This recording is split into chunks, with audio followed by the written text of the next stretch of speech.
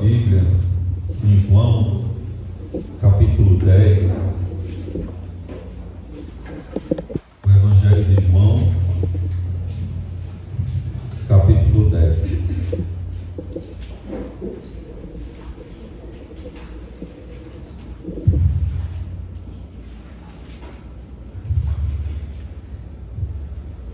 Vamos fazer a leitura dos versículos 24 ao versículo 29.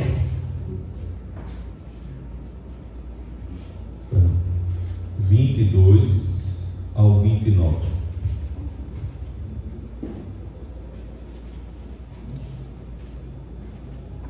Diz assim a palavra de Deus: Celebrava-se em Jerusalém a festa da dedicação. Era inverno. Jesus passeava no templo, no pórtico de Salomão. Então os judeus o rodearam e disseram: Até quando você vos deixará nesse suspense? Se você é o Cristo, diga francamente. Jesus respondeu: Já falei, mas vocês não acreditam. As obras que eu faço em nome do meu Pai dão testemunha de mim. Mas vocês não creem, porque não são das minhas ovelhas. As minhas ovelhas ouvem a minha voz, eu as conheço e elas me seguem. Eu lhes dou a vida eterna, jamais perecerão, e ninguém as arrebatará da minha mão. Aquilo que meu Pai me deu é maior do que tudo, e da mão do Pai ninguém pode arrebatar. Eu e o Pai somos um. Feche seus olhos, vamos orar mais uma vez.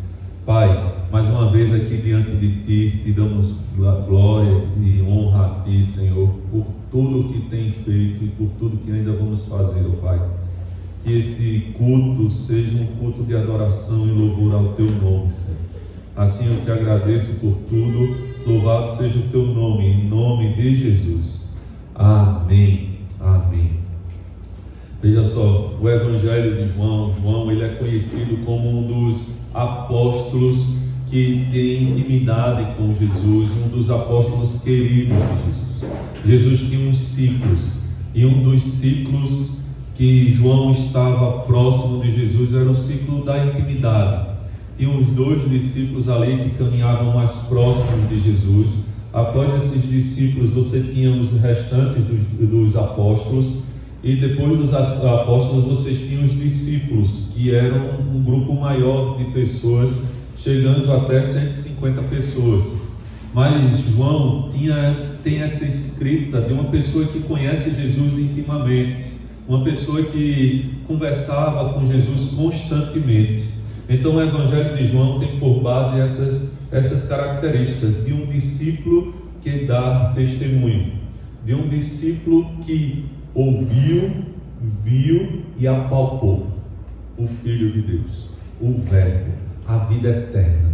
Era esse que teve uma caminhada com Jesus, que tinha conhecimento profundo da tradição judaica, festas e a geografia da religião. Então ele sabia, ele colocava ali: celebrava-se em Jerusalém a festa da dedicação, e era inverno, e Jesus passeava no templo, no pórtico de Salomão. Esse pórtico de Salomão era uma das poucas áreas do templo que é coberta, e ali no inverno ficava uma multidão por causa do frio e por causa das brisazinhas também que tinha, e uma proteção para que eles ali pudessem ficar mais juntos. Então isso aqui é muito importante para ver que ali estava no templo, o templo grande, mas naquele momento aquelas pessoas que circulavam no templo estavam todas juntas ali no pórtico de Salomão, porque era inverno.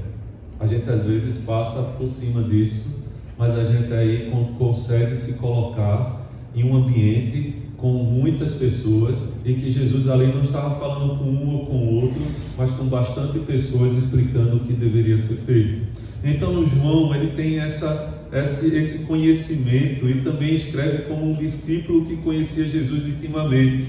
E o objetivo de João, ao escrever o Evangelho, é provar conclusivamente para judeus e gentios que Jesus é o Filho de Deus e que todos que crerem nele terão a segurança da vida eterna.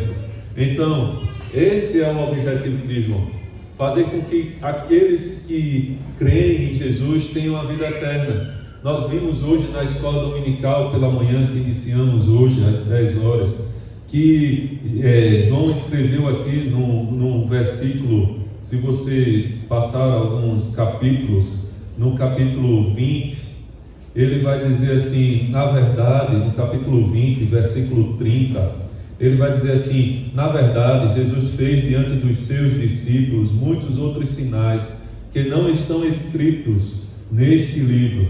Estes, porém, foram registrados para que vocês creiam que Jesus é o Cristo, o Filho de Deus, e para que, crendo, tenham vida em seu nome. Então esse é um objetivo de João, é deixar registrado tudo aquilo que é necessário para que eu e você tenham conhecimento suficiente para crer em Jesus e, crendo em Jesus, tenhamos vida em seu nome. Então esse é o objetivo claro de João, é mostrar Jesus, revelar Jesus, para que eu e você possamos ter vida, ter comunhão com Ele. Ele vai falar isso lá também no capítulo 1 de 1 João, dizendo: aquilo que nós vimos, aquilo que ouvimos, aquilo que apalpamos, que nossas mãos apalparam a respeito da vida, a respeito da vida eterna, compartilhamos para vocês, para que vocês tenham comunhão conosco, juntamente conosco. E a nossa comunhão é com Cristo e com o Pai. Então, o objetivo de João é que nós tenhamos comunhão, assim como ele teve comunhão com Cristo. Então, um versículo-chave para todo esse livro de João seria justamente o capítulo e os versículos que lemos aqui, que na verdade fez Jesus diante dos seus discípulos muitos outros sinais, e que não estão escritos nesse livro. Estes, porém, foram registrados para que nós creiamos que Jesus Cristo é o Filho de Deus. Então, a passagem que lemos nessa noite acontece quando Jesus participava dessa festa que nós falamos da dedicação. A festa da dedicação acontece no templo dos judeus no mês de dezembro. Então, está ali, mais ou menos, estamos ali enquadrando, estamos aqui trazendo para a história e contextualizando para que a gente possa entender melhor. E comemorava-se a restauração do templo e purificação nos dias de Judas Macabeus, e a revolta judaica contra Antíoco Epifânio em 164 a.C. Então todos esses dados é muito importante. Por quê? Porque para a gente saber o que é que as pessoas estavam fazendo. Era a reconstrução do templo, a purificação do templo. Eles estavam ali comemorando isso, e eles tinham aquilo ali como um relacionamento com Deus, como uma pessoa que estava fazendo aquilo que era certo para Deus. Então, o que é que aconteceu? Deus conhecia a intenção do coração dos judeus, que lhe faziam as perguntas, e respondendo com muita sabedoria, disse que já tinha dito a eles. Mas ele não tinha falado por palavras tão somente, mas também por suas obras. As obras que ele fez testemunhavam a respeito dele próprio, porque ninguém poderia fazer as obras que Jesus fez se não tivesse feito pelo poder de Deus, se não tivesse vindo da parte de Deus. Então, todos sabiam disso muito bem. Mas ele disse que já tinha dito a eles através das obras de suas mãos, mas não criam porque não eram ovelhas do seu rebanho. Não eram ovelhas do seu rebanho. Então, quem são as verdadeiras ovelhas de Cristo? Quem são as ovelhas do rebanho de Deus que ouvem a sua voz, que a conhecem e que seguem? Então, Jesus diz assim: as minhas ovelhas ouvem a minha voz. Então, as minhas ovelhas ouvem a minha voz, eu as conheço e elas me seguem. Eu gosto muito desse texto. Provavelmente você já me deve ter visto eu falar nele ou até pregar sobre esse texto, porque volta e meia eu prego nesse texto, porque é um texto que fala muito ao meu coração. E nesse contexto aqui, nós precisamos entender tanto o público, como também o que significa isso que Jesus está dizendo: as minhas ovelhas ouvem a minha voz. Jesus está falando para um público também de pastores, pessoas que entendiam, se eles não fossem pastores, eles tinham contato com pastores. Então, todos entendiam que Jesus estava falando ali. Jesus estava falando aqui de comunidade. Imagine uma comunidade com 20, 30 famílias, um povoado, e ali todos são pastores, todos têm ovelhas, e ovelhas dá muito trabalho.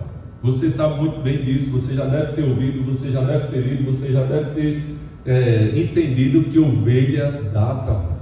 Ovelha é vulnerável, ovelha é frágil, ovelha precisa de um pastor e precisa de atenção constante, e com isso, naquele momento, muito caro, porque você precisaria de ter pessoas vigiando as ovelhas dentro do cercado constantemente. Mas imagine 10 casas, 10 famílias, 10 criação de ovelhas, 10 pessoas passando a noite todas vigiando as ovelhas. Um custo muito alto e cansativo. Então o que é que eles faziam? Eles pegavam os 10, se reuniam e faziam um grande cercado e colocavam todas as ovelhas dos 10 ali dentro. E eles se revezavam. Eles vinham, quando a gente olha o texto e fala que o anjo apareceu para os pastores e eles estavam conversando ali, é justamente no final do dia, eles colocavam as ovelhas no cercado e ficavam conversando a respeito do dia, a respeito do pasto, a respeito das coisas que tinham acontecido naquele dia. Quando a gente vai ler naquele texto dos anjos aparecendo para os pastores, é justamente nesse contexto onde os pastores colocaram as suas ovelhas ali, e eles estavam ali no final do dia, compartilhando o dia, e de repente o anjo veio e trouxe as boas novas para aqueles pastores.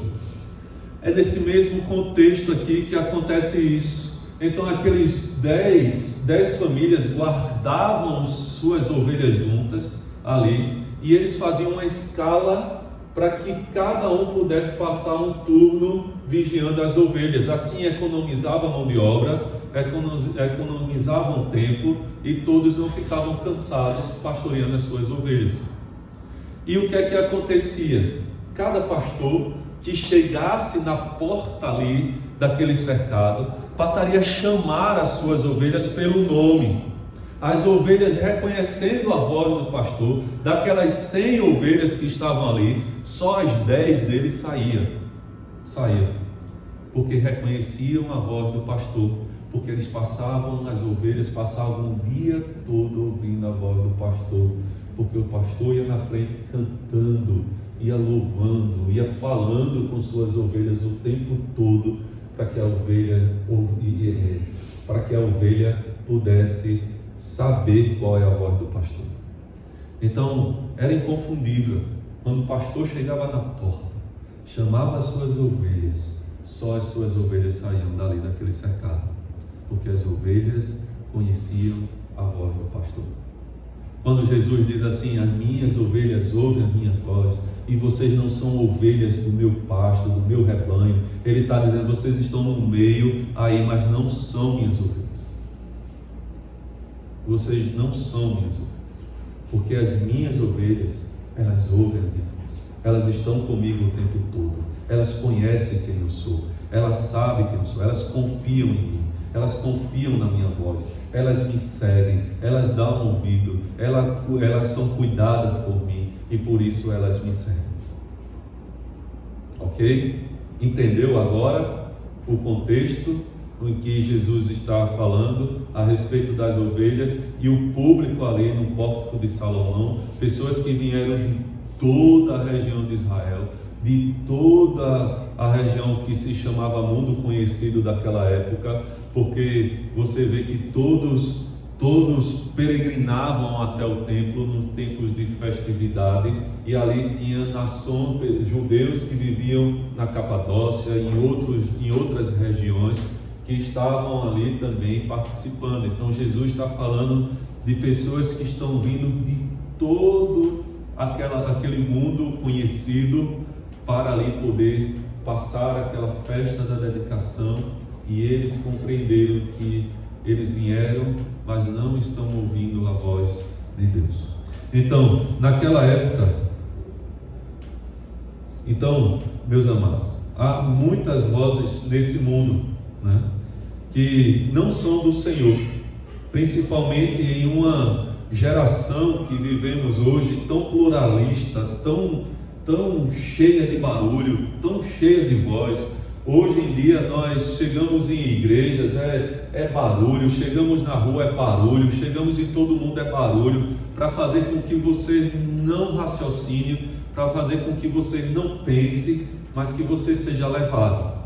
Esse barulho, essas coisas, elas faz parte de que, para que você não escute a voz do pastor, não reconheça a voz do pastor. Quando nós vimos essa geração pluralista, onde há várias oportunidades de seguir outros deuses no sentido de colocar as coisas, consumismo, materialismo e até relacionamentos no lugar de Deus no seu coração. Então essas coisas todas, esses barulhos, esses entretenimentos, eles fazem com que a gente escute mais essas vozes do que a voz de Deus. Essas vozes, elas tomam a nossa decisão, elas fazem com que a gente tome decisão a respeito do consumismo, a respeito de relacionamentos, a respeito de moda, a respeito de roupa, a respeito da religião, a respeito de tudo, mas nunca consultando a voz do pastor, ouvindo a voz do pastor. Mas é o influencer, é o pastor da rede social, é a moda que está acontecendo, é o que eu vejo, é o algoritmo que me propõe aquilo que eu gosto, porque o algoritmo conhece mais você do que você mesmo se conhece. Ele já sabe o que você quer, então ele propõe, então ele já lhe dá de mão beijada o preço, tudo isso, a forma de pagamento, quando chega sem frete, sem confete, e você pode assim com tanta facilidade em casa, em um clique, você se vestir igual a, você consumir o que fulano está consumindo, você fazer o que o fulano está fazendo, você escutar o mesmo pregador que fulano está indo, você ir para a igreja que fulano está indo. Hoje é um clique. Hoje você pode cultuar, não a igreja em Orlando, no mundo, em qualquer lugar, através da internet, e você ali se sentir que está ouvindo a voz do pastor. Então tudo isso faz com que o nosso coração ele fique sem saber o que nós estamos ouvindo, e quando seguimos a voz do nosso pastor, é ser careta. Eu sou aquele, eu gosto da minha igrejinha local, eu gosto de ouvir uma pregação, eu gosto de orar para buscar o Senhor, eu não vou tomar essa decisão agora, eu vou saber o que Deus quer para a minha vida, eu vou saber o que Deus está me direcionando. E aí a gente, diante da sociedade, diante do trabalho, porque nós não estamos informados, nós somos tidos como quadrados, caretas, diante da sociedade, e também vivemos em uma geração de oportunidades onde nosso tempo está cada vez mais escasso, passando o dia dando prioridade a outras coisas no lugar de ouvirmos a voz de Deus. É tanta coisa, é tanta oportunidade, é tanta informação, muitas coisas acontecendo ao mesmo tempo, porque agora você se preocupa porque o Putin disse assim, eu vou soltar uma bomba atômica. Aí agora você se preocupa porque agora o Trump mandou o submarino lá para o fundo do mar. Agora você se preocupa porque o seu filho não levou o lanche para a escola. Agora você se preocupa porque agora em Petrolina não está recolhendo lixo. É tanta coisa, eu estou preocupado agora com o anti-tsunami que teve no Japão, ao lanche do meu filho para ir para a escola. A gente não aguenta. É muita informação, é muita coisa para a nossa vida. Hoje em dia, uma criança de 5 anos, ela tem mais informação do que Alexandre o Grande em seu reinado e em seu auge de poder.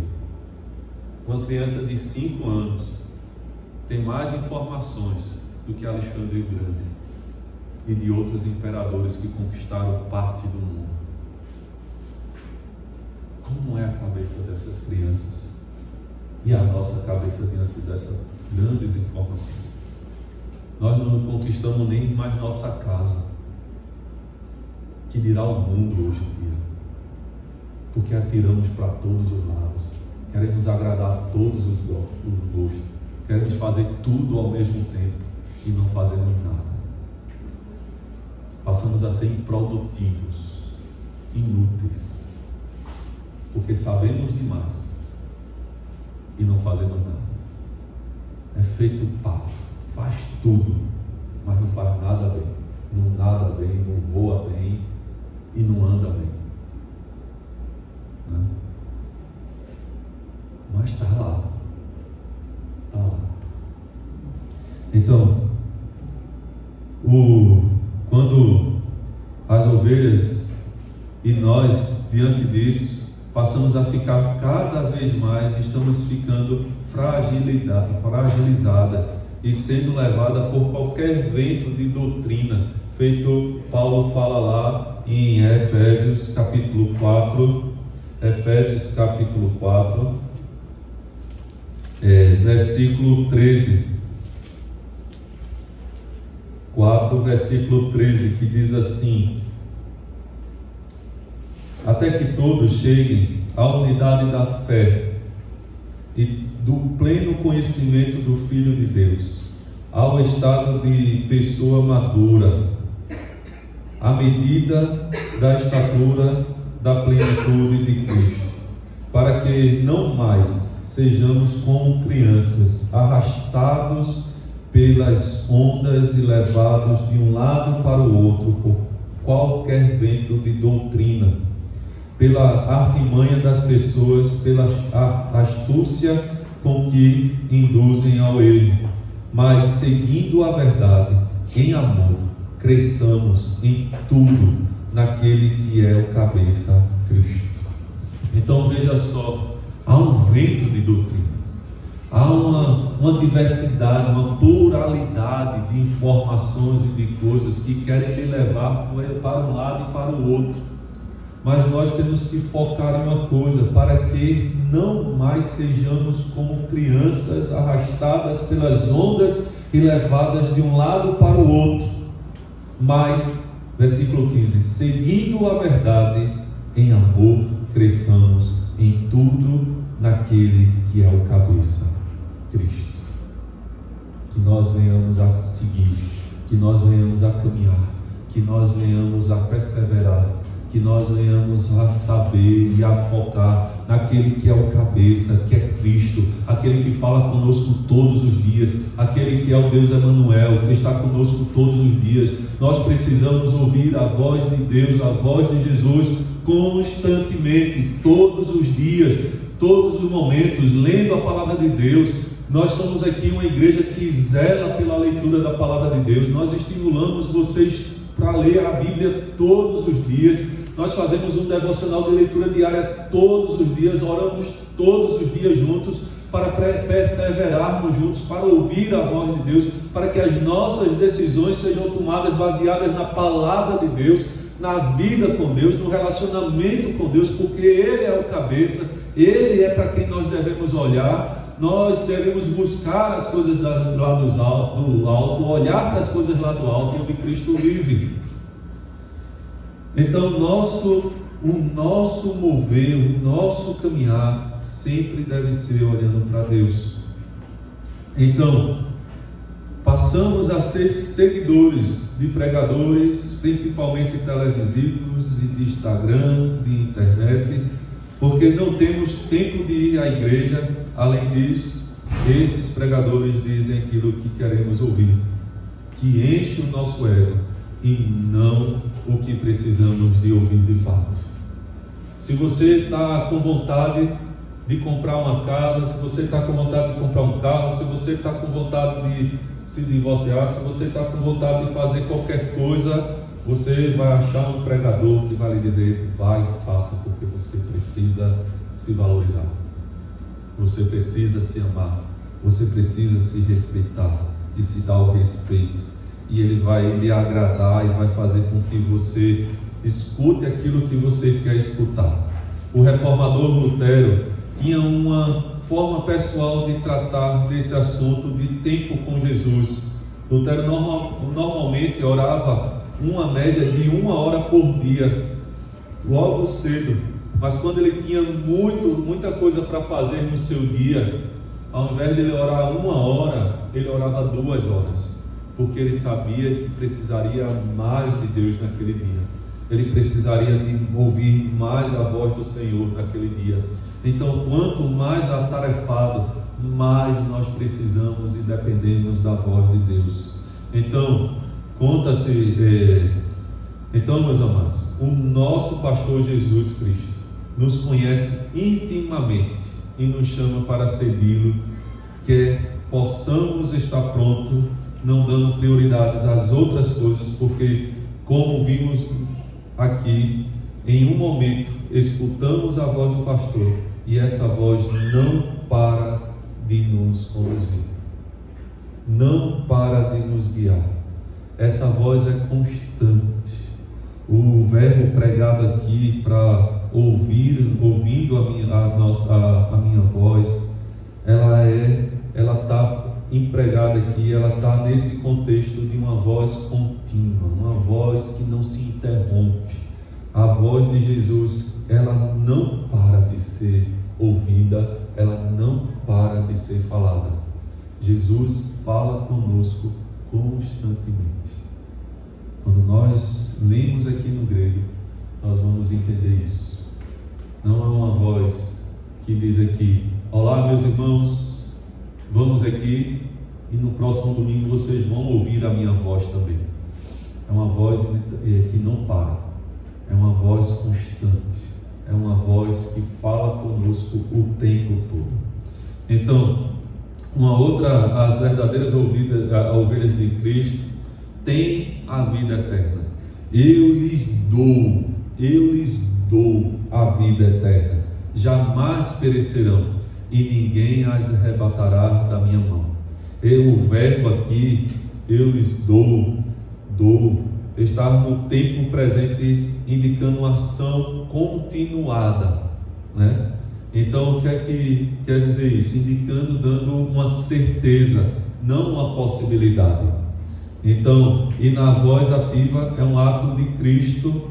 Então, a salvação é um dom de Deus, feito o Efésio dá. Então, é uma certeza. Eu lhes dou. É certo. Não é uma possibilidade. Porque às vezes a gente diz assim: meu filho, eu vou lhe dar o tal presente. Mas chega no dia do aniversário, a gente não tem aquele recurso, a gente não tem mais aquele valor, a gente não tem mais aquele desejo de dar, e a gente não dá outro. E o filho diz assim: ô pai, você não me prometeu isso? Não, meu filho, veja só, é porque o pessoal já não está usando, a gente dá aquela desculpa, mas aí a nossa voz e aquilo que a gente prometeu foi uma possibilidade. Mas o que Cristo diz aqui não é isso, é uma certeza. Eu lhes dou a vida eterna. É algo que nós temos e Ele nos deu. Ninguém pode tomar. Então, quando nós olhamos aqui, Jesus nos dá a vida eterna por sua livre graça. Não tem barganha, não há comércio, não é eu dou a vida eterna para conseguir algo. Jesus, a palavra de Deus diz, tanto João vai dizer aqui no capítulo 3, no versículo 17, depois que ele fala: porque Deus amou o mundo de tal maneira que deu o seu Filho, para que todo aquele que nele crê não morra, mas tenha a vida eterna.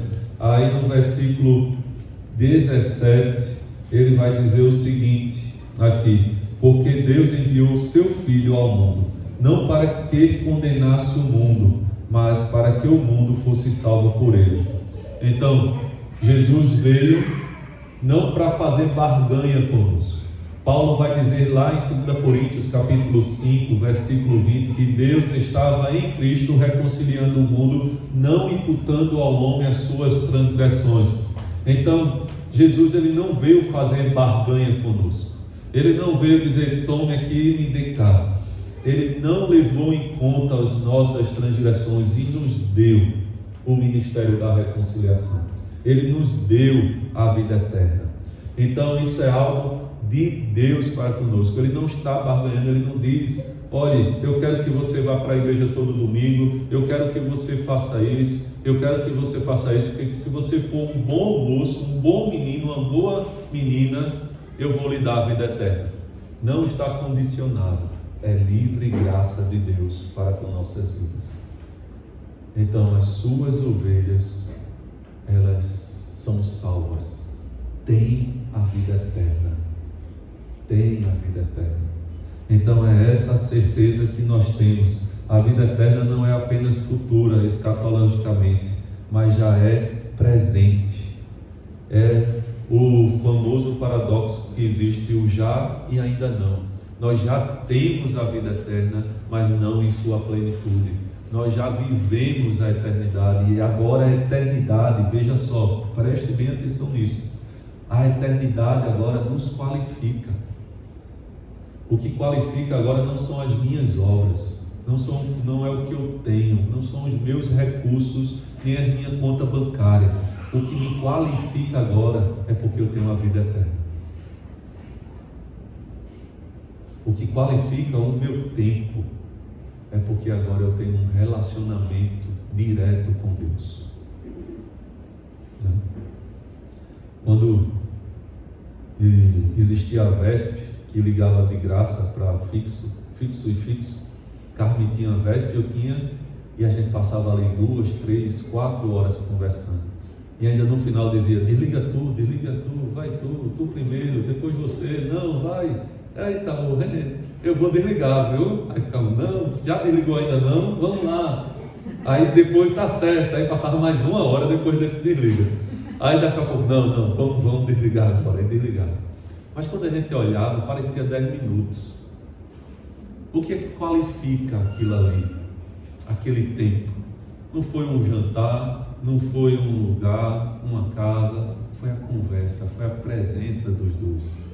Aquilo ali qualificou, e não existia nada na vida, não existia tempo, não existia acordar para fazer prova no outro dia, não existia acordar para trabalhar, não existia nenhuma dificuldade no outro dia. Você se resolveria de qualquer jeito.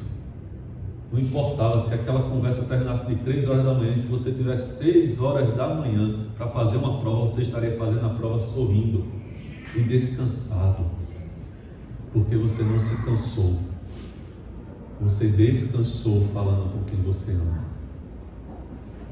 Então quem qualifica a nossa vida é ouvir a voz do pastor. Não é ouvir a voz do mercado, da política, da religião. O que qualifica a nossa vida é a condição que Cristo nos deu de vida eterna. Nada mais qualifica a nossa vida. Nada mais faz mais sentido para nós. E agora, aquilo que eu tenho, eu sou mordomo.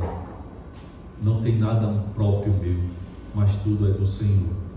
Eu sou mordomo de Deus com os recursos que Ele tem me dado, com o trabalho que Ele tem me dado, com as responsabilidades que Ele tem me dado como função e não como identidade. Eu funciono na minha profissão. Eu funciono com os meus bens. Eu funciono com os meus recursos, eu funciono com minha família, mas nenhuma dessas coisas é o que eu sou. Nenhuma dessas coisas vai mudar quem eu sou se me é tirado. Se eu perder a minha conta bancária, se eu perder a minha casa, se eu perder o meu carro, se eu perder a minha esposa, se eu perder os meus filhos, é como um Jó, ou com o pó nu eu vim para a terra, nu eu voltarei para diante do Senhor. O Senhor tirou, o Senhor me deu. Bendito seja o nome do Senhor. Porque Jó, em nenhum momento, ele perdeu a qualidade de vida dele. Mesmo se coçando com telhas, as suas feridas, ele não perdeu a qualidade dele, aquilo que ele era. Então, eu lhes dou a vida eterna. E o terceiro aqui são um presente de inestimável valor. Aquilo que meu Pai me deu é maior do que tudo, e da mão do Pai ninguém pode arrebatar. Então, diferente do verbo o dei, está no tempo perfeito, ação completa, terminada, acabada, não há risco de tomar, de volta, de retirar. Somos de Cristo. Esta é uma verdade inalterável. Aquilo que meu Pai me deu, Deus deu ao Filho. Deus estava com Cristo reconciliando consigo o mundo, não imputando ao homem as suas transgressões. Aquilo que meu Pai me deu é perfeito, é uma ação perfeita, foi dado. O Pai não administra, o Pai não toma, o Pai não mais cuida, é o Filho. A igreja é de Cristo. Quem reina na igreja é Cristo. Cristo é o cabeça, Cristo é o Senhor, Cristo é o que nos conduz para Ele. Ele é o Senhor das nossas vidas. A Ele a honra, a Ele a glória, a Ele o louvor, a Ele seja dado tudo que eu sou. É Cristo o cabeça. Para que eu não seja levado a qualquer vento de doutrina, eu tenho que ouvir o meu pastor. Então as ovelhas de Cristo têm um valor inestimável para Ele. Como observamos no grego, o verbo Deus está no tempo perfeito. Então, meus irmãos, ver tudo isso foi algo que enche e encheu o meu coração de alegria constantemente, porque somos ovelhas valiosas na mão do pastor. Ele atribui a nós esse valor. Ele qualifica a nós valor.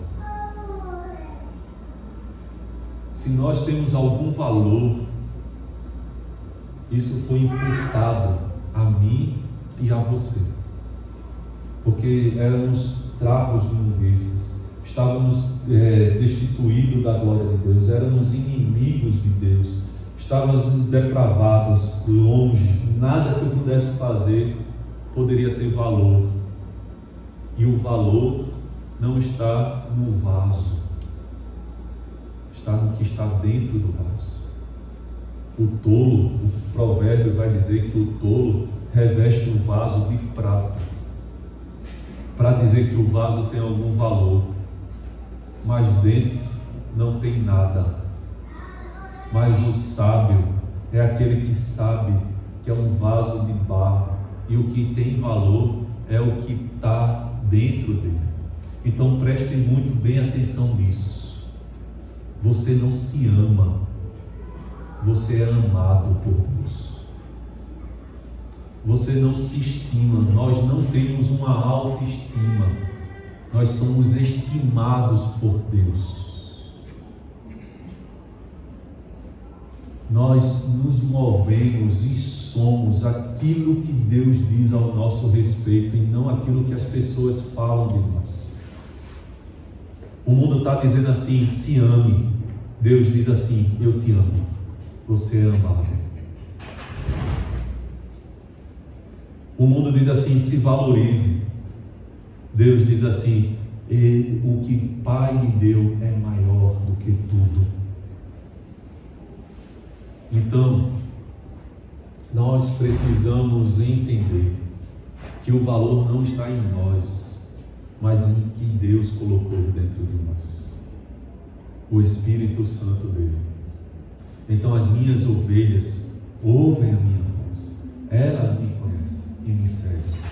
Eu lhes dou a vida eterna, e ninguém pode arrebatá-las da minha mão, porque eu e o Pai somos um. Eu e o Pai somos o mesmo. Então essas são verdades inabaláveis que faz com que eu e você saiamos daqui dessa noite, sabendo quem nós somos em Deus. Se você tem algo dentro de você, isso não é seu, é Deus imputando a você santidade, justiça, longanimidade, o fruto do Espírito, a sabedoria, o discernimento. Essas coisas vêm de Deus, atribuído a cada um de nós. Por isso, meus irmãos, se encheis de alegria, que o seu coração esteja palpitante de alegria de servir a esse Deus, de ouvir a voz desse Deus precioso e maravilhoso, esse Deus que nos formou e esse Deus que faz com que nós venhamos a caminhar com Ele constantemente. Então, meus amados, aprendemos nesta noite que as verdadeiras ovelhas de Cristo são obedientes ao ouvir a voz do Supremo Pastor, que possui a vida eterna pela livre graça do Senhor Jesus e que possui um inestimável valor para o pastor que deu a própria vida por eles. Esse é o nosso Senhor, esse é o nosso pastor. Então, que nós venhamos erguer a cabeça e não se envergonhar desse Evangelho, porque esse Evangelho é quem eu sou, é quem você é. Por isso Paulo diz: não me envergonho do Evangelho, porque é poder de Deus que me ergueu, que me transformou, que me salvou, que me deu vida, e é o poder de Deus que o mundo precisa. O Evangelho é poderoso para transformar vidas, para dar valor a quem está desvalorizado, a dar amor a quem não está sendo amado, a restaurar a quem está quebrado, a juntar a quem está dividido. Só o Evangelho pode fazer isso. Só o Evangelho pode restaurar vidas. Só o Evangelho pode unir pessoas. Só o Evangelho pode libertar vidas. Só o Evangelho. Não adianta. Não tem passos mágicos. Não tem shots, nem rios que lhe dê a capacidade de restaurar e de fazer coisas diferentes. Só Jesus, só uma caminhada com Jesus pode restaurar as nossas vidas. Feche seus olhos, vamos orar. Coloque sua vida diante de Deus. Diga: Senhor, muito obrigado, Pai, pela palavra de hoje. Muito obrigado, Senhor Deus, porque tudo que está registrado aqui na Tua palavra é para que eu e meus irmãos tenhamos vida, Pai, crendo em Jesus, crendo no poder salvador do Senhor Jesus. Ó Pai, que nós venhamos a cada dia mais viver um relacionamento íntimo contigo, ó Pai, e que nós venhamos, ó Pai, a depender unicamente dessa ação perfeita de Deus com o seu Filho Jesus, restaurando as nossas vidas. Assim eu te agradeço por tudo. Louvado seja o teu nome, em nome de Jesus.